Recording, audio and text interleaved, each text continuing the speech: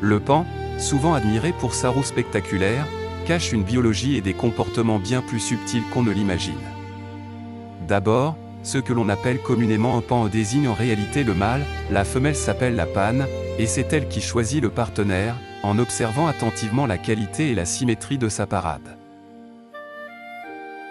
Cette fameuse queue n'en est pas vraiment une, il s'agit de longues plumes de couverture qui recouvrent la véritable queue, beaucoup plus courte et rigide, servant de support à l'éventail. Lorsqu'un pan déploie sa roue, il ne fait pas que montrer ses couleurs, il génère aussi de très fines vibrations que l'on ne perçoit presque pas à l'œil nu, mais que la panne peut ressentir, un peu comme une signature vibratoire.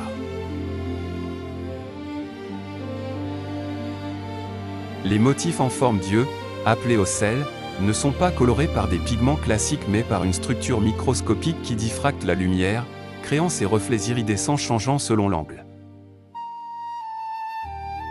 Le pan est également capable de voler, contrairement à l'idée répandue, son vol est bref mais puissant, souvent utilisé pour se percher dans les arbres à la nuit tombée afin d'éviter les prédateurs. Son cri, en revanche, est loin d'être élégant, c'est un appel puissant et perçant, utilisé pour marquer le territoire ou signaler un danger. Il existe plusieurs espèces de pans, dont le pan bleu, le plus connu, et le pan vert, plus rare et menacé. Dans certaines cultures, notamment en Inde, le pan est un symbole national et spirituel, associé à la beauté, à l'immortalité ou à la vigilance. Un fait surprenant est que la taille et la qualité de la roue ne garantissent pas toujours le succès reproductif, les pannes prennent aussi en compte des critères comportementaux, comme la persistance ou la coordination de la parade. De plus, la roue est un handicap évolutif évident, elle rend le mâle plus visible aux prédateurs et gêne ses déplacements, ce qui en fait un exemple classique de sélection sexuelle poussée à l'extrême. Chaque année, le pan perd entièrement sa roue lors de la mue estivale, et doit la reconstruire plume par plume, un processus énergétiquement coûteux.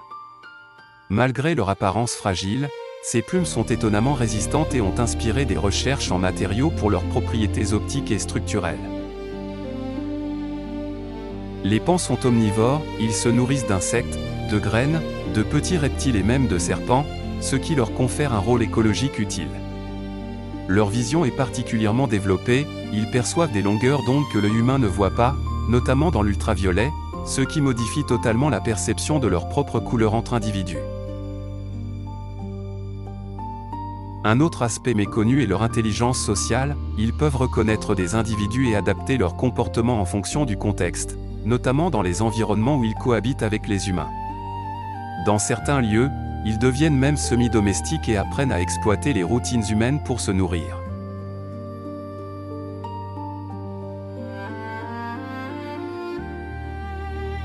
Le pan possède aussi une capacité d'adaptation remarquable, bien qu'originaire d'Asie, il a été introduit dans de nombreuses régions du monde, où il s'est parfois parfaitement acclimaté. Enfin, derrière son apparence majestueuse, c'est un animal très pragmatique, sa beauté n'est pas un luxe gratuit, mais le résultat d'un compromis évolutif complexe entre séduction, survie et signalisation biologique.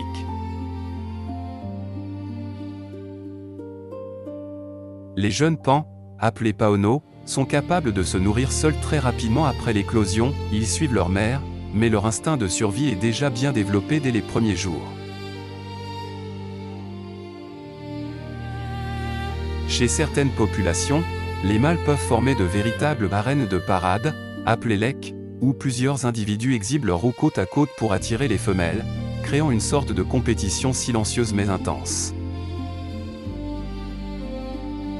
Il est aussi fascinant de constater que le pan peut ajuster sa parade en fonction de son public, face à une panne proche, il intensifie les vibrations et oriente son éventail de manière très précise, tandis qu'il adopte une posture plus large et démonstrative si la femelle est plus éloignée.